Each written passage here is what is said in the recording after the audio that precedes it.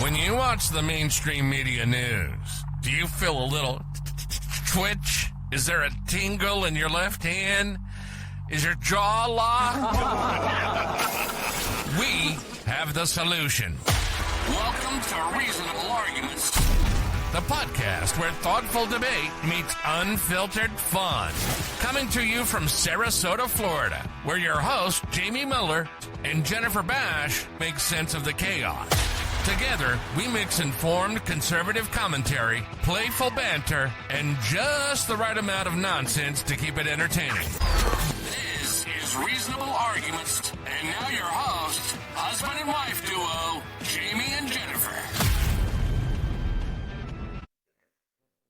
Reasonable Arguments is going to look and sound a little bit different today. Jamie is not here, but I have my co-host from a podcast that we do along with our friend Krista. It's called Fierce AF, so find us. Definitely not about politics. We may throw it in a little bit, but definitely a fun place to be. But I have my friend Danni Miller with me today, not related to Jamie, just happens to be another Miller. She is extremely passionate about politics and as well as teaching me as we go along. So welcome, Danni. Thank you. It's good to be here with you. The show. And I am no Jamie Miller. Let me assure you, I will do my best and it'll be full of opinions for sure. Probably not as reasonable as Jamie, but for sure. Yeah, but you will do great. I have no doubt.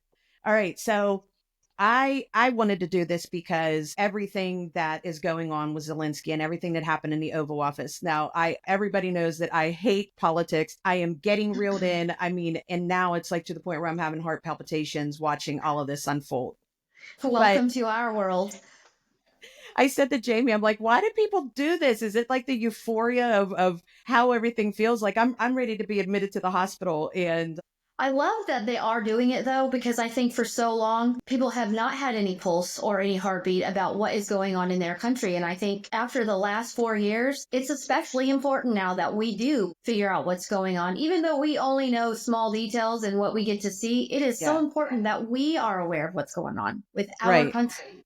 So how do you feel about the visibility as it is that you know, the Trump administration is being completely visible or transparent with us about everything that's going on? I mean, I think we're only going to be ever allowed to know what they want us to know. I think as far as the Trump campaign goes and the Trump administration goes, they're pretty dang transparent, more than I think anyone in my lifetime, or at least since I've been paying attention. I mean, gosh, these hosts on all the networks can't even hardly get through their show without breaking news. And so I love that because it appears that it is very transparent. And what I hope and pray for, that it is transparent. You know, with Doge, having Elon get up there unscripted and talk, I think it's great.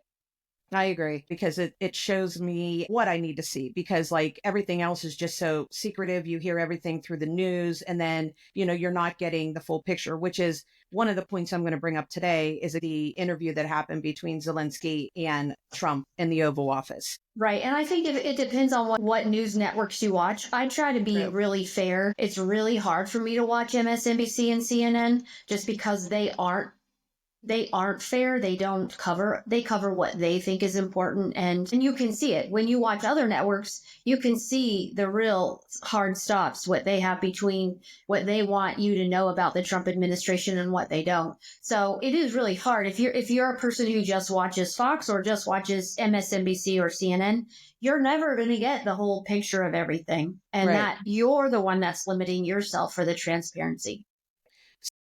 The reason why I bring this up is because you had texted me saying, turn on Fox News right now. And so I turned on Fox News and it was right as the argument was going back and forth. And anybody tuning in at that moment, and from what I can see, that is the only parts that social media is showing. Seeing that, you do see where it looks like Zelenskyy may be being picked on, you know, that they're coming at him and whatever. So, but the one thing that I found was the full interview, and I went back and I watched it, and at about 11 minutes and 58 seconds into that video is where Zelenskyy is clearly poking the bear. Like, okay, so let's rewind.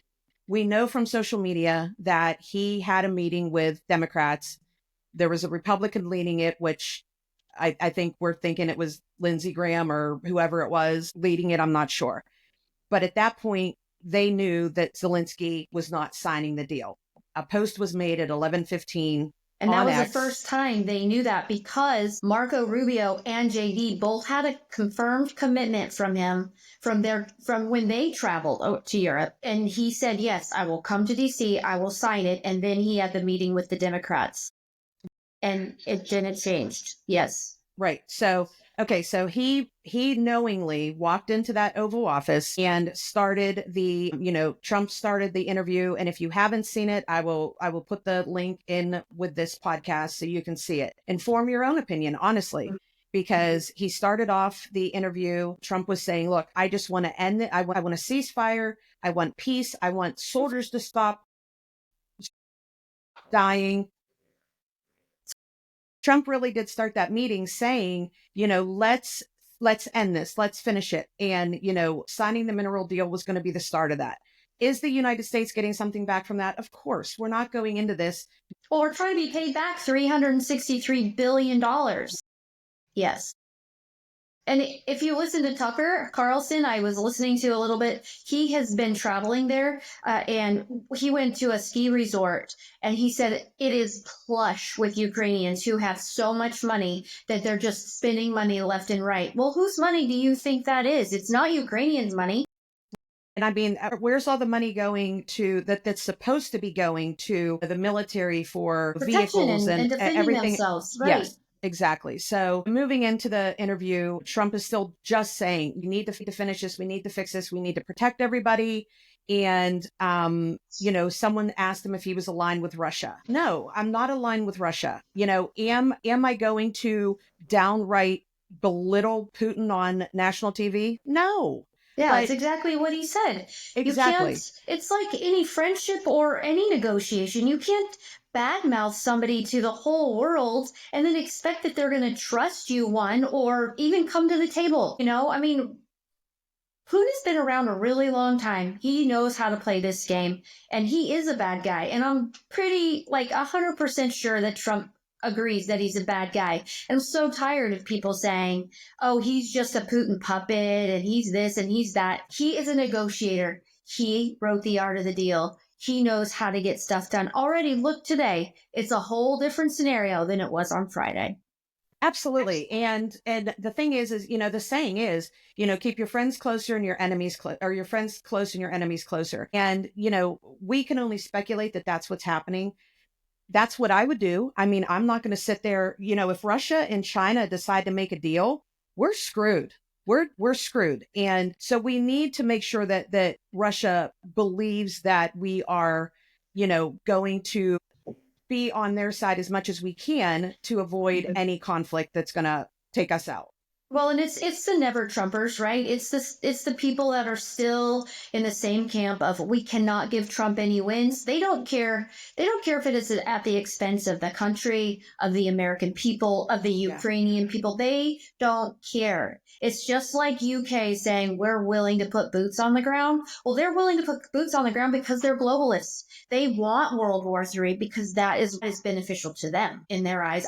I can't for the life of me. I mean, I'm not a political person. I just recently, in the last, 8 years, have really become interested in it. But you and I sitting here talking about it like normal people, we get that you don't want World War III. We don't want to be putting these young men and women. My 18-year-old son went to Iraq for what? And some moms' 18-year-old sons didn't come back for no reason. We don't want that, and I don't believe for one second that Trump wants that. But there are the never Trumpers, and there are the people who are the warmongers that want that, and so they're gonna make it look like they're in Ukraine's corner specifically for money.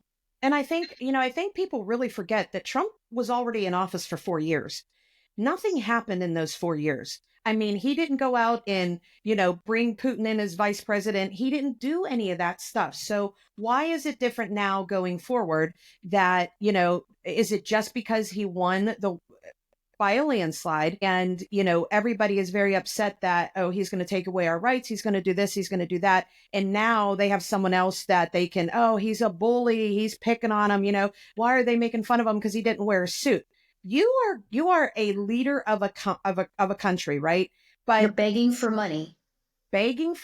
And everybody's saying, oh, well, he's at war. You're at war, so you don't respect anybody anymore. I mean, you're biting the hand that feeds you. So let's get back to the interview. And we clearly know he likes to dress funny, because I've seen plenty of videos with him half naked, dancing around in heels and wearing weird costumes, because he's a comedian. He's not even really a politician, and he saw an opportunity and he took it. And he's not here for his country. He came here he did not want that cash cow to end. For sure. So therein lies, more reason for him to wear a suit and be respectful and just sit there and swallow your humble pie when Trump is talking to you. Exactly. You wouldn't want a ceasefire. Come on.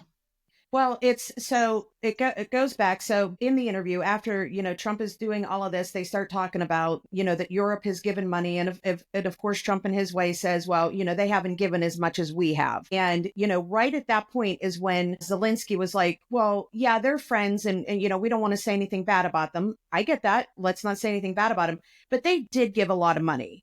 And Trump sat there and didn't say anything for a minute. And then he's like, well, not as much as us. And then Zelensky went right back in, and they were literally going right in at each other. And it, looking like it was a joking way. But Zelensky was like, yeah, they did. And Trump's like, no, they didn't. Yeah, they did. And that was exactly when the whole thing just went downhill. So it was so cringy. It was I just talk about being uncomfortable. But you know what? I guess that's the nuts and bolts of negotiating. And Trump allowed the American people to see what actually does go on behind the scenes, And he also allowed the American people, for the ones that are never Trumpers, they're never going to think it was anything other than Trump being a jerk. Trump allowed this to happen so that he could let the American people see how he was behaving, like a little spoiled brat. Yeah. And it was so cringy, and I just couldn't wait for it to get over. I'm like, it's Friday at noon. I need a drink after this. It was so intense, but I loved how they handled it. This is what we voted for. We didn't vote for the little guy saying, yes, sure, no problem. We voted for the bull in the China shop. We voted for that. And so far in the last 40 days, or however long he's been in, he's done exactly what we said we wanted him to do.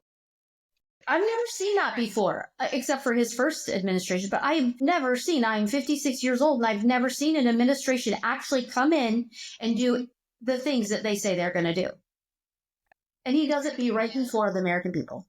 Yeah. And I mean, and I'm not going to say that Trump behaved perfectly in that interview. I mean, it didn't need to be that back and forth. And Trump wants to take ownership of the things that he has done. Mm-hmm. And number one, has done for us, right? He is doing it to protect us. Fighting people every step of the way. I mean, his existence is nothing but a fight. Yeah. And you're right. He didn't maybe handle it like some people would handle it, but he handled the way Trump handles it. And then I think what really got him fired up was when Zelensky was being disrespectful to JD. And JD was a rock star, and he wasn't going to allow Zelensky to be disrespectful to Trump, and Trump was not going to allow Zelensky to be disrespectful to JD. And I thought, what a team. This is how we are supposed to be working. That is leadership. And that is how you lead the American people. Agreed. We've had none of that for 4 years.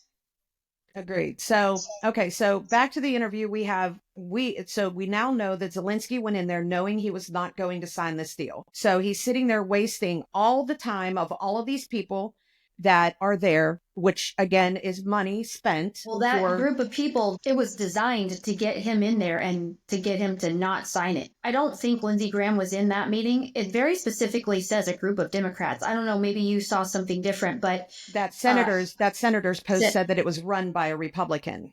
Okay. I doubt it. Yeah, it could be Lindsey Graham, because apparently I don't know this for a fact, but I've heard he's taken a lot of money from this deal, but it was specifically to get him in the room to back out on that deal. Exactly. Which is, it's just another case of them working against him. So sorry, go ahead and No, you're exactly right. And here we are, the Democrats always say that we're dividing the country and everything like that. But here you are literally the same day doing this and making a mockery out of the White House and the Oval Office. So the interview ends, Zelensky goes away, and then on March 1st, he is now signing the UK Ukraine deal for, I've read two things. I've read 2.26 billion, and then I've also read $3.3 billion. He has no desire to have a ceasefire. He wants money. And and anybody who's sitting there on social media that makes me crazy. And, that all he wants to do is protect his company or country. All he wants to do is have peace. That is bullshit. That is bullshit. Agree. It's not he true. is just it's not raking true. in the money. Yeah. Honestly, I wouldn't even be surprised if he's in on it with Putin, to be honest with you. Did I not put that in our text today? But it does seem like, that's what it's looking like to me. Putin is no dummy. No. And there are lots of pictures where Zelensky lived in Russia. He lived there. I mean, he knows Putin personally, and maybe Putin crossed him. I don't know. Maybe they're enemies, but it doesn't seem like that to me. It doesn't seem like this is the path of where they want to go, in ceasefire for either one of them, because the money. You always follow the money. Yeah, and if they're extorting all of this money continuously from different countries, including us, what a brilliant idea. And where was UK's money prior to this? Exactly. Why they allowed the American people, because it's not our government, it's the American people who fund this. They allowed the American people to fund this for however many years and, barely contributed anything. And now all of a sudden, because it might end, the globalists can't handle that. Yeah, they want it to go. You're exactly right. So you made a segue into Zelensky's past. So let's talk about Zelensky's past. And you had sent a video this morning through TikTok. Yeah. But so you sent a video showing it was Zelensky dancing, right? He's dancing and, a crop top and leather pants and heels and all of that. And my response to you is AI is so scary. And then you sent a follow-up video of a girl that lived in the Ukraine. And she lived right on the border of Ukraine and Russia. Mm-hmm. And she was talking about how Zelensky was a comedian. He was a performer. He worked on a show called, and I'll pull it up. I forget what it was. His role on the show for 3 years was as a president. So he has no official background of being a president. He is a performer. Is right. Exactly what he is. Which is what he was doing in the Oval Office on Friday. Exactly my point. That was all marketing. He's bringing out the pictures of the prisoners and all of that. It was JD called him out on it. You run this propaganda tour where you just parade people right down there where you want them to see. And this is nonsense. We don't believe it anymore, and we're not going to fall for it anymore. Exactly. So that has to make people think. And I fact checked this. Like when you sent that, I'm like, this cannot be true. And I went out and and I will tell TikTok you. TikTok says it's true. It's got to be true. Listen, yes, but I will tell you, and specifically because of this podcast, I fact check everything just because I don't want to get on there and number one, embarrass Jamie by saying something stupid. Right. Or posting something stupid. People on TikTok, their comments are so mean sometimes. I'm like, are you a real person? Because real people don't really say this hateful of a thing. Last week, they called us drag queens. Oh, for our yes. TikTok people can be mean. So yeah, you don't want them. You want to fact check to make sure that they're not. Well, we don't give them any room. You should see Reasonable Arguments comments. I mean, we are getting 1,500, 1,800 views and these comments that are just, oh hateful. My God, brutal. Gosh, people are mean. And it doesn't hurt my feelings. I have thick skin, but I just think, wow, you need Jesus. Yeah, for sure. Yeah. So, okay. So now here we are with, America torn again, just putting all this kind of crap on the internet about Trump. He's horrible. He's a bully and all of this stuff. And, probably they don't know anything about Zelensky's background. I didn't.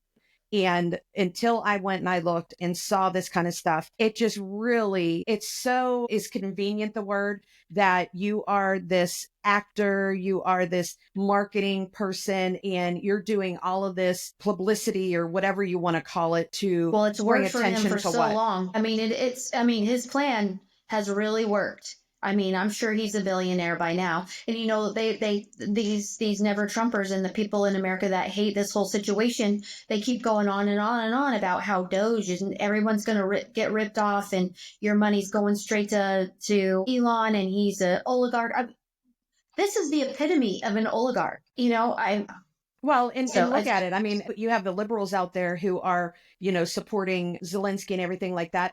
They're not for gay marriage. They're not for LGBTQ. They're I not know. for any of that. They're taking men off the streets, grabbing them off the streets to put them in the military because they're losing so many people, and nobody is wanting to go in. Nobody is volunteering to go into the military because they're going to lose. Well, they're not fighting. There are a number of people probably that are fighting or initially were fighting for their country and they thought that this is a real war. We really need to protect our wives and our mothers and our children. And they thought that they were fighting for a cause and now they know better. They know there's no cause anymore. It's just to keep lining the pockets of the politicians and the people that are in power in Ukraine and probably Russia.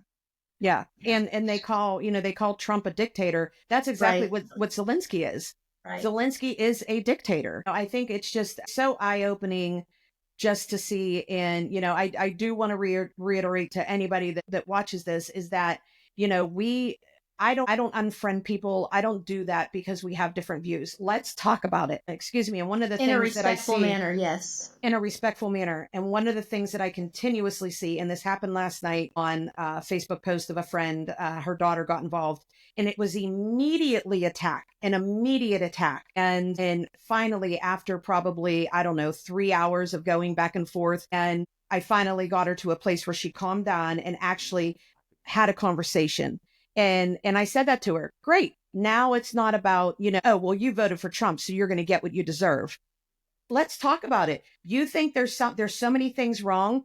Tell me how you think it should be fixed.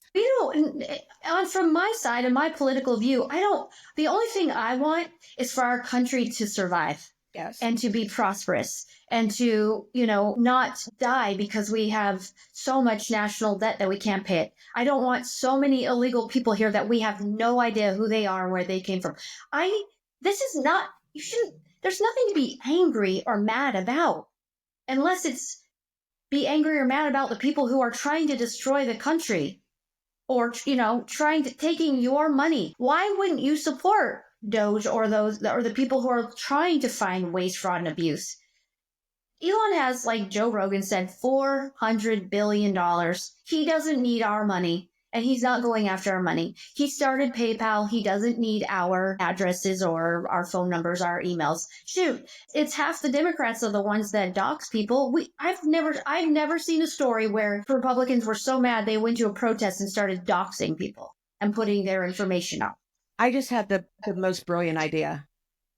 They should give every American person an account where they see the dollar amount of how much we have either at the beginning of a presidency or wherever it may be, how much money we start out at. Too, when they pay their taxes, even people in the middle class are paying $50,000, $60,000 a year. And just because they have no small children anymore, no, not big write-offs, they get screwed with taxes. To take the $60,000 and give it to either the illegal immigrants or to Ukraine, and then they're mad about giving a few dollars to Israel to protect themselves. Imagine having like just an electronic thing that is connected to you. You start off with $1 billion, and then each time the government takes money and sends it to a different country, you see it dwindling away.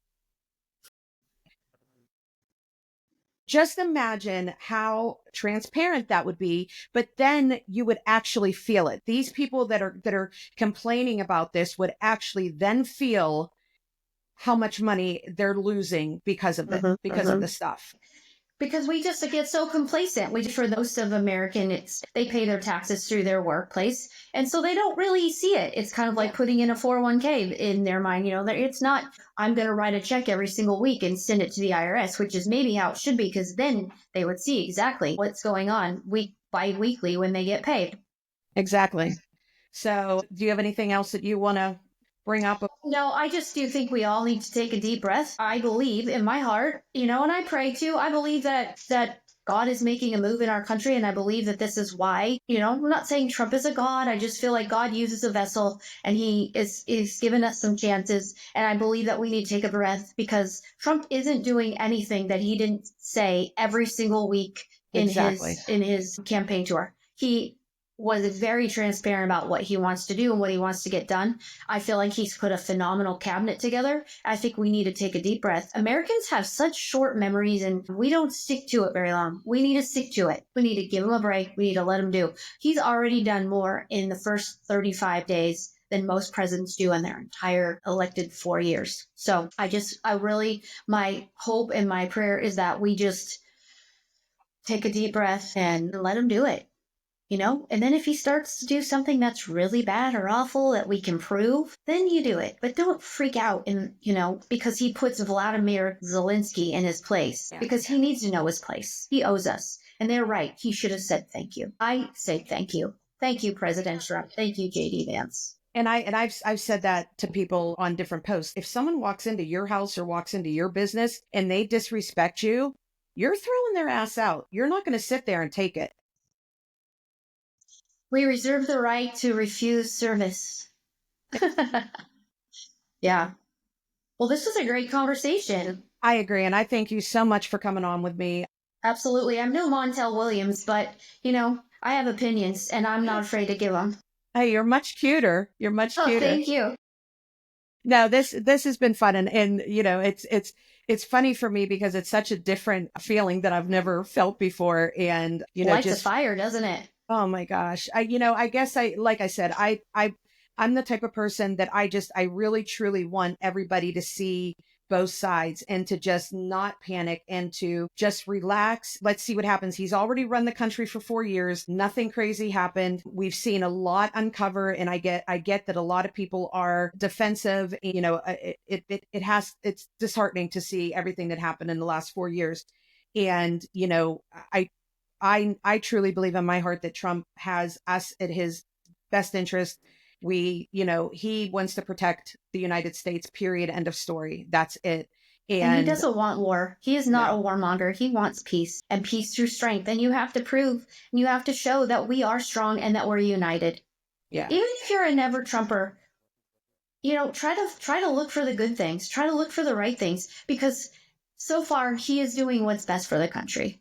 Even if you didn't vote for him. We sucked it up for 4 years. We don't get out there and protest and say, fight, and kill people and, protest and burn buildings down. We don't do that. We sucked it up for 4 years, and then we changed it. And if you feel that strongly about the Republican Party not being in control of the White House, then find a platform and change it. But until then, support your country. Yeah. So, all right. Have a great day.